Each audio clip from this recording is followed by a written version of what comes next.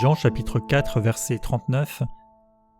Plusieurs Samaritains de cette ville crurent en Jésus à cause de cette déclaration formelle de la femme « Il m'a dit tout ce que j'ai fait ». Aussi, quand les Samaritains vinrent le trouver, ils le prièrent de rester auprès d'eux et il resta là 2 jours.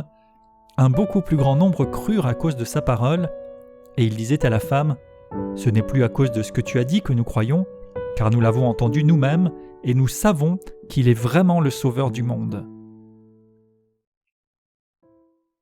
Le récit reprend après une interruption où Jésus enseigne ses disciples.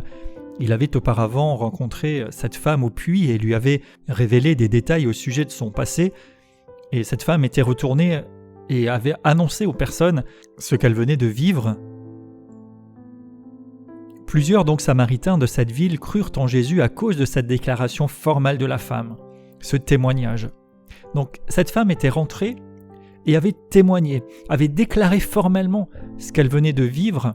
Ce qu'elle venait de vivre, c'est un homme qui lui a dit tout ce qu'elle avait fait. Et ce témoignage d'une seule personne a été la voix pour un plus grand nombre. Alors, les Samaritains vinrent trouver Jésus et ils le prièrent de rester auprès d'eux. Et il est resté là 2 jours. Ils ne se sont pas fiés à son apparence qui était sûrement simple et humble, mais ils ont cru, à partir des paroles de cette femme, que au moins il s'agissait d'un prophète, d'un serviteur de Dieu, donc certainement qu'il voulait l'honorer comme cela convenait, et il voulait sûrement en savoir plus sur qui il était. Cette femme s'étant questionnée, serait-ce le Christ ? Ils l'ont donc reconnu comme ce prophète, ils ont adhéré à ses paroles sur juste cette déclaration précise, et donc ils ont voulu en savoir plus, être avec lui plus longuement. Et plus haut, on voit que ça confirme que des cœurs étaient préparés, que les champs étaient mûrs pour la moisson. Et Jésus leur a accordé du temps. Ce qu'il a dit et fait n'est pas rapporté, mais cela a suffi à les convaincre qu'il était le Sauveur du monde. Ils ont cru en lui à cause de sa parole. Donc, si on accueille Jésus, il se révèle à cause de sa parole. Ce n'est plus seulement à cause du rapport de la femme, d'ailleurs ils vont le préciser plus loin, mais c'est à cause de la parole même de Jésus. Ils ont eu une expérience, un vécu personnel qui a généré une foi, une conviction profonde. Ils ont pu dire « nous savons » et puis utiliser des termes forts que tu es vraiment le Sauveur du monde. Ils ont perçu, ils ont été convaincus. D'après le témoignage de la femme, ils ont pu le considérer comme un prophète ou un messager, mais maintenant qu'ils avaient passé du temps avec lui, ils croyaient qu'il était celui qui avait été promis, celui qui était attendu, le Sauveur du monde.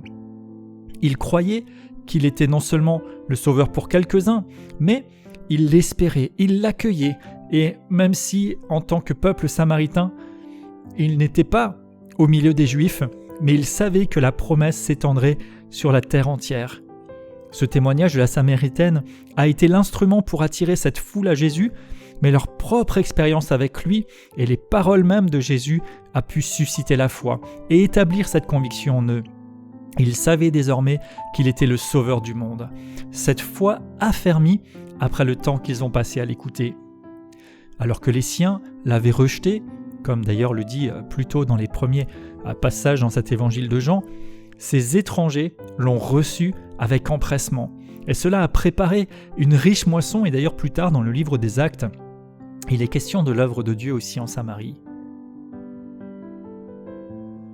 Jésus avait donc révélé à cette femme sa vie par l'action d'un don spirituel, d'une connaissance surnaturelle. Et nous aussi, sensibles au Saint-Esprit, nous pouvons être amenés à connaître surnaturellement des situations pour interpeller les personnes, pour connaître véritablement leurs besoins, leurs situations. Et si nous nous rendons disponibles, Dieu peut déposer en nous ses paroles pour atteindre les gens. Dieu prend plaisir à utiliser des instruments qui peuvent paraître faibles, peut-être même improbables, pour accomplir toute bonne œuvre.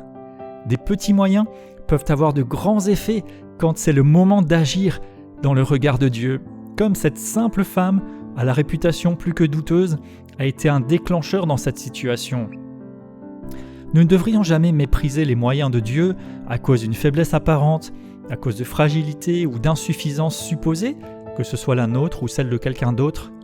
Dieu peut rendre puissants les instruments les plus faibles pour abattre des forteresses, tout comme il a permis à David de triompher de ce géant Goliath de façon tellement simple et pourtant si puissante. Lorsque Dieu sauve quelqu'un, lorsqu'il donne sa vie nouvelle, c'est pour que nous puissions aussi le transmettre à autrui de sa part. Alors si vous êtes sauvé, est-ce que vous avez déjà atteint quelqu'un d'autre ?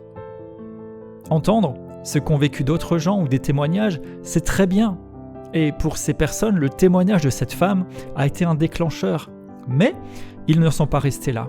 Il s'agit aussi d'entendre soi-même, d'aller soi-même à la rencontre du Seigneur, de faire soi-même des expériences avec Dieu.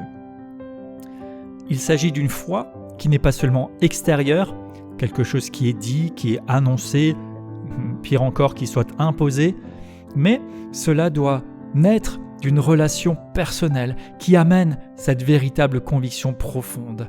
Et nous devrions le vivre et amener aussi les autres à faire de même.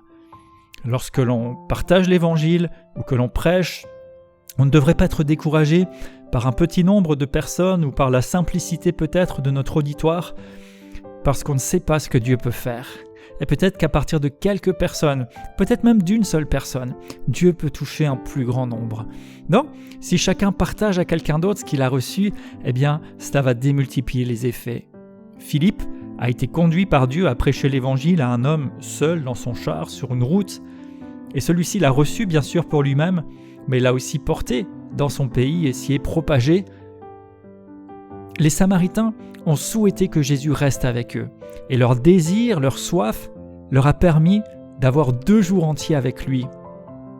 Si vous désirez la présence de Dieu, si vous voulez passer du temps avec lui, être auprès de lui, il se rend disponible, et par son esprit, manifeste sa présence, vous enseigne, vous dirige. Il vient à ceux qui l'appellent, il se révèle à ceux qui le cherchent. Ces gens ne sont pas venus seulement pour entendre des choses agréables ou des choses extraordinaires sur l'avenir. Ce qui a tout déclenché, c'est une révélation sur le passé et sur des choses que l'on n'avait peut-être pas envie de voir, mais ils sont venus vers lui. Pourtant, par coutume, les Samaritains se méfiaient des Juifs, et c'était vrai dans l'autre sens. Et d'ailleurs, certains ont même refusé à un moment que Jésus ne passe dans leur ville. L'Évangile en rend témoignage. Mais ceux-là ont souhaité qu'il reste avec eux. L'amour pour le Seigneur et pour sa parole dépasse les préjugés, les coutumes, les limites. Il dépasse, il dissipe les critiques des hommes. Et ici, ils ont jugé plus important de passer du temps avec Jésus que son arrière-plan que l'on aurait pu discuter ou écarter. Les Samaritains qui ont cru sa parole ont été éclairés d'une façon toute nouvelle. Et nous voyons comment la foi vient de ce qu'on entend. Et cela est déclaré dans Romains 10, 17. « Or, la foi vient de ce qu'on entend et ce qu'on entend dans la parole de Christ. » La foi vient de ce qui est entendu. Ces Samaritains sont allés à la rencontre du Seigneur.